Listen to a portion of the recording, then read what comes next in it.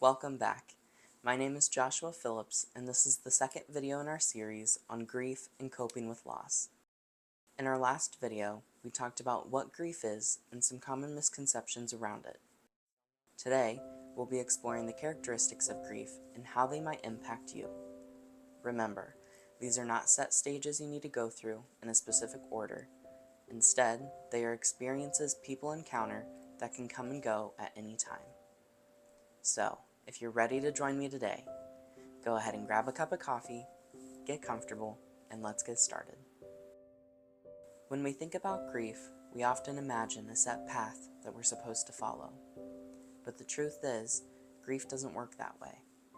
It is a deeply personal journey, and everyone experiences it differently.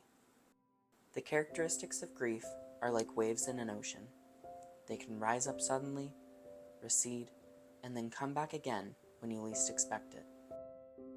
Let's talk about some of these characteristics, or what are commonly referred to as the stages of grief. Remember, you might not experience all of these, and that's okay. You might also find that some of these characteristics resonate more with you than others. The first characteristic is denial. This is when you might find it hard to accept the reality of loss. You might be thinking, this can't be happening, or this isn't real. Denial is a way for your mind to protect you from the initial shock. It's completely natural and often gives you the time you need to absorb what has happened. Then there's anger. Anger can be directed at yourself, others, or even the person who has passed away. It might feel unfair that this has happened, and that's a normal reaction.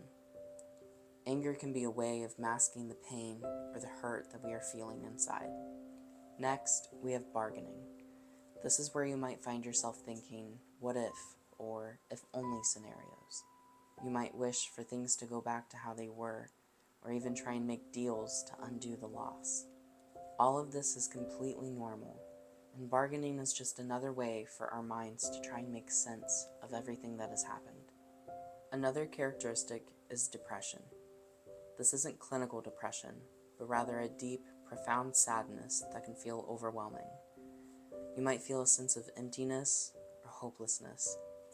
It's important to remember that feeling this way is a natural part of grieving, and it doesn't mean you'll feel this way forever. Finally, there's acceptance. This doesn't mean that you're okay with the loss, or that you've moved on.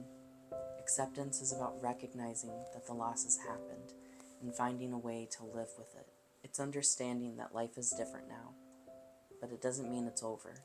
You begin to find a new normal, even if it takes time. These characteristics of grief can be experienced in any order, and you might find yourself revisiting them at different times. Grief isn't a straight line. It's more like a winding path that twists and turns. Remember, it's okay to feel these emotions and to take your time. Grief is unique to each and every person, and there's no right or wrong way to experience it. The important thing is to be gentle with yourself and to allow yourself to feel what you need to feel. Grief is complex, and while I've highlighted just 5 feelings here, it's important to remember that many other emotions can surface during this time. Everyone's experience is unique, and all feelings are valid. There are countless ways that grief can manifest, and it's okay if your emotions look different than what's mentioned here. Thank you for joining me today. If you found today's video helpful, please like, share, and even comment your thoughts or experiences below. In our next video, we'll be talking about some practical strategies for coping with grief and finding support. But for now, take care, and I'll see you next time.